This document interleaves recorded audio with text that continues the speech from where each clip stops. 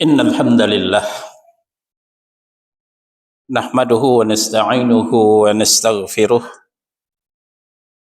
ونعوذ بالله من شرور أنفسنا ومن سيئات أعمالنا من يهده الله فلا مضل له ومن يضلل فلا هادي له وأشهد أن لا إله إلا الله وحده لا شريك له وأشهد أن محمدا عبده ورسوله يا أيها الذين آمنوا اتقوا الله حق تقاته ولا تموتن إلا وأنتم مسلمون أما بعد فإن أصدق الحديث كتاب الله وخير الهدي هدي محمد صلى الله عليه وسلم وشر الأمور محدثاتها وكل محدثات بدعة وكل بدعة ضلالة وكل ضلالة في النار. فقال الله تبارك وتعالى في كتابه الكريم أعوذ بالله من الشيطان الرجيم وما خلقت الجن والإنس إلا ليعبدون. Ikhwan fi din azakumullah. Saudara-saudara kaum muslimin jamaah Jumat Masjid At-Taqwa Utan Panjang Kemayoran Jakarta Pusat. Di awal bulan Mei ini bangsa Indonesia tercinta memperingati Hari Pendidikan Nasional, tepatnya tanggal 2 Mei. Tanggal 2 Mei diambil dari tanggal lahir Raden Mas Suwardi Suryaningrat atau yang lebih kita kenal Ki Hajar Dewantoro. Beliau lahir tanggal 2 Mei tahun 1889 di Yogyakarta. Beliau ditetapkan sebagai Bapak Pendidikan Nasional, terkenal dengan semboyan ing ngarso sung tulodo ing madyo mangen karso tuturi handayani. Alhamdulillah, berkat perjuangan beliau anak bangsa bisa meningkatkan pendidikannya. Dengan pendidikan yang tinggi bisa menumpas penjajahan Belanda dan penjajahan Jepang. Di samping itu, banyak anak bangsa mengukir prestasi. Satu di antara yang tidak bisa kita lupakan, Bapak Habibie rahimahullahu ta'ala telah bisa membuat pesawat. Namun saudara-saudara, ada yang terlupakan, ada yang terpinggirkan.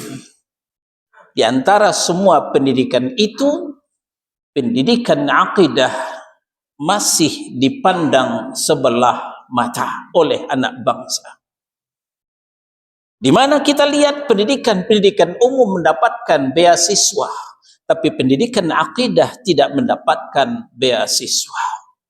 Termasuk di berbagai masjid banyak kajian-kajian, tapi kajian tauhid, kajian akidah tetap terpandang sebelah mata.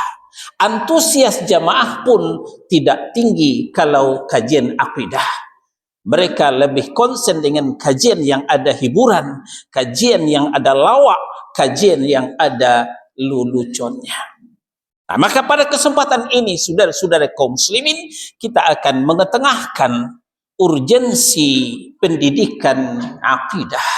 Pentingnya pendidikan akidah untuk diri kita, masyarakat, bangsa, dan negara. Setidaknya ada dua urgensi, dua pentingnya pendidikan akidah kita kuasai, saudara-saudara kaum muslimin. Yang pertama, untuk membentuk kejujuran dan sportivitas yang tinggi. Dalam pelajaran akidah, kita bukan hanya mempelajari tauhid rububiyah. Kita bukan hanya belajar tauhid uluhiyah, tapi kita juga belajar tauhid asma was sifat. Kita belajar Allah itu maha mendengar, Allah itu maha melihat, dan Allah itu Maha mengetahui. Di dalam surah 64 ayat 4 Allah berfirman, Ya'lamu ma fis samawati wal ardi wa ya'lamu ma tusirruna wa ma tu'linun wallahu alimun bidzatis sudur. Dia mengetahui yang ada di langit, dia juga mengetahui yang ada di bumi. Dia mengetahui yang kamu rahasiakan, dia juga mengetahui yang kamu nyatakan. Bahkan Allah mengetahui setiap yang berdetak di dalam jantung. Kalaulah tauhid asma wa sifat ini duduk di setiap dada kaum muslimin faham, kaum muslimin sadar bahwa Allah Maha melihat, bahwa Allah Maha mendengar, bahwa Allah Maha mengetahui, maka tentu tidak akan ada lagi korupsi dan kolusi. Tidak akan ada lagi ijazah palsu. Tidak akan ada lagi bercampur pertamak dengan pertalite. Tidak akan ada lagi berkurang gas melon 3 kilogram. Tidak akan berkurang lagi minyak kita 1 atau setengah liter. Tidak akan ada lagi salah input dalam penghitungan suara, baik dalam pemilu maupun pilkada. Terjadinya penyimpangan-penyimpangan di sana sini disebabkan anak bangsa tidak sadar bahwa Allah Maha melihat, Allah Maha mendengar, dan Allah Maha mengetahui. Semuanya sudah yakin, memang orang tidak melihat, tapi Allah Maha melihat. Memang orang tidak mendengar, tapi Allah Maha mendengar. Memang orang bisa ditipu, orang tidak bisa dikelabui, tapi Allah tidak bisa ditipu. Allah Maha mengetahui. Yang kedua, saudara-saudara, ilmu aqidah, ilmu tauhid untuk mencerdaskan, menggunakan akal yang sehat, logika berfikir yang realita. Saudara-saudara kaum muslimin, di tengah dunia yang canggih, ilmu pengetahuan umum yang sudah maju, karena akidah mereka dangkal, tauhid mereka lemah, mereka masih bisa gampang dikelabui, gampang ditipu. Yang lagi viral sekarang, saudara-saudara, banyak ditemukan MKP. Apa itu MKP? Makam keramat palsu.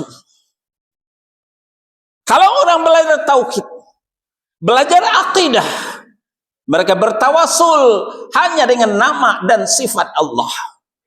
Walillahil asmaul husna, milik Allah lah nama-nama yang baik. Fad'uuhu biha, maka berdoalah kepada Allah dengan menggunakan nama dan sifat Allah, nama-nama Allah yang baik itu. Tapi orang yang tidak belajar akidah, orang yang tidak belajar tauhid, mereka meninggalkan nama-nama Allah yang baik, mereka meninggalkan asmaul husna, mereka jalan jauh mencari kuburan keramat, mencari kuburan orang saleh, mereka bermunajat di situ. Inilah yang gampang tertipu, saudara-saudara. Catatan yang bisa dikumpulkan, 41 makam keramat palsu di Sukabumi diduga untuk perdukunan. 13 makam keramat palsu di Ngawi, Mojokerto dibongkar, dinilai mengaburkan sejarah. 8 makam keramat palsu di Cianjur dibongkar warga dan aparat, dinilai ada bisnis berkedok ziarah. Tidak terkecuali, saudara-saudara, Mbah Priuk yang masih dikultus oleh sebagian kaum muslimin, ternyata menurut kesaksian Pemda itu juga makam keramat palsu. Kenapa? Mbah Priuk sudah dipindahkan ke Semper, kuburan Mbah Priuk kosong melompong, tapi tetap saja kaum muslimin khusyuk bermunajat meminta kepada Mbah Priuk. Ini akibat dangkalnya akidah, akibat lemahnya tauhid, saudara-saudara kaum muslimin. Belum lagi apa yang kita lihat, penggiringan opini, mengkultus zuriat Rasul, atau yang dikenal dengan Habib. Kita mendengar walaupun Habib itu bodoh, walaupun Habib itu gila, satu orang Habib bodoh, satu orang Habib gila jauh lebih mulia dari 70 orang alim ulama. Na'udzubillahi min dzalik. Sampai begitu sesatnya kaum muslimin, saudara-saudara, gampang ditipu, gampang diperdaya lantaran lemahnya akidah, lantaran tidak duduknya tauhid, saudara-saudara kaum muslimin. Padahal Allah telah mengingatkan di dalam An-Nisa surah yang keempat ayat 171, la taghlu fi dinikum wa la taqulu 'ala Allahi illa al-haqq. Jangan kalian berlebih-lebihan dalam agamamu, jangan kalian mengatakan kecuali yang al-haq. Bicara cinta Rasul adalah suatu keniscayaan. Bicara cinta zuriat Rasul, cinta keturunan Nabi, itu suatu keharusan, saudara-saudara kaum muslimin. Tapi tentu tidak juga mengelu-elukan sehingga merendahkan ulama yang warasatul anbiya daripada seorang Habib gila, daripada seorang Habib yang bodoh, saudara-saudara kaum muslimin. Dan kita juga mendengar meminum air cucian kaki Habib itu suatu hal yang berkah, ngalap berkah. Ini suatu kemusyrikan, suatu hal yang ghulu. Nabi sallallahu alaihi wasallam juga mengingatkan dari Abdullah ibnu Abbas radhiyallahu anhuma, iyyakum wal ghuluwa fid din. Awaslah kalian, berhati-hatilah kamu terhadap sikap berlebih-lebihan dalam agama. Kenapa? Fa inna ma ahlaka man kana qablakum al ghuluwu fid din. Penyebab rusaknya orang-orang sebelum kamu, al-Yahud wan Nasara, disebabkan mereka berlebih-lebihan dalam agama mereka, melebihi ajaran yang disampaikan oleh Nabi dan Rasul mereka. Hadis diriwayatkan oleh An-Nasa'i, Ibnu Majah dan Ahmad. Aqulu qawli hadza, astaghfirullah li wa lakum wa lisairil mu'minina wal mu'minat wal muslimina wal muslimat fastaghfiruh innahu huwal ghafurur rahim.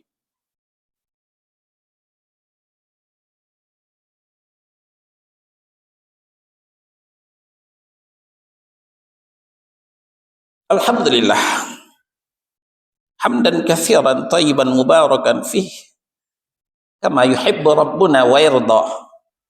Asyhadu an la ilaha illallah wahdahu la syarikalah wa asyhadu anna Muhammadan abduhu wa rasuluh. Ya ayyuhalladzina amanu taqullaha wa qulu qawlan sadida yuslih lakum a'malakum wa yaghfir lakum dhunubakum wa man yuti'illaha wa rasulahu faqad faza fawzan 'azima. Faqala Allah tabaraka wa ta'ala fi kitabihil karim, wa'adallahu alladhina amanu minkum wa 'amilus solihat la yastakhlifannahum fil ardi kama stakhlafal ladzina min qablihim wa la yumakkinanna lahum dinahum alladzi irtada lahum wa la yubaddilannahum min ba'di khaufihim amna ya'budunani la yusyrikuna bi syai'ah wa man kafara ba'da dzalik fa ulaika humul fasiqun. Saudara-saudara, kerja keras saja tidak cukup untuk meraih kebahagiaan. Ilmu pengetahuan saja belumlah cukup untuk meraih keberhasilan. Karena kita sepakat dengan ungkapan la haula wala quwwata illa billah. Tidak ada daya dan upaya melainkan atas izin Allah, melainkan atas pertolongan Allah. Sampai hari ini kita masih mendambakan pertolongan Allah Subhanahu wa taala. Dan pertolongan Allah hanya diberikan kepada orang yang beriman dan beramal saleh. An-Nur surah 24 ayat 55, Allah menegaskan, wa'adallahu alladhina amanu minkum wa 'amilus solihat. Allah telah berjanji kepada orang yang beriman dan beramal saleh. Orang beriman, orang yang bertauhid, berangkat dari tauhid rububiyah sampai kepada tauhid uluhiyah dan berakhir di tauhid asma wa sifat. Wa 'amilus solihat, yang beramal soleh, ay muwafiqan li syar'illah, maksudnya yang sesuai dengan syariat Allah. Yang bertauhid dan mengikuti sunnah Rasulullah sallallahu alaihi wasallam, ada 3 janji Allah yang kita dambakan. 1, la yastakhlifannahum fil ardi kama stakhlafal ladzina min qablihim. Dan pasti, Allah awali dengan lam taukid, dan pasti kami jadikan mereka sebagai khalifah, pemegang tampuk kekuasaan, sebagaimana orang-orang sebelum mereka telah Allah jadikan sebagai khalifah. Sudah berapa tahun kita merdeka, saudara-saudara kaum muslimin? Alhamdulillah, kita lepas dari penjajahan Belanda, kita lepas daripada penjajahan Jepang. Tapi kita akui atau tidak, kita masih terjajah, saudara-saudara, dijajah oleh bangsa sendiri, sehingga rakyat Indonesia belumlah adil, belumlah sejahtera. Kenapa? Lepas dari pertolongan Allah Subhanahu wa ta'ala. Yang kedua, wala yumakkinanna lahum dinahumul ladzi irtada lahum. Dan kami mantapkan untuk mereka agama mereka yang telah diridhai untuk mereka. Saudara-saudara kaum muslimin, Indonesia tercinta bukan hanya subur makmur dengan hijau ranau gemah ripah loh jenawi, tapi juga subur makmur dengan aliran sesat, firqah sempalan, banyak anak bangsa yang terpedaya, yang hanyut, tersesatkan. Kenapa? Tidak mantap agama yang diberikan Allah, yang diridhai Allah.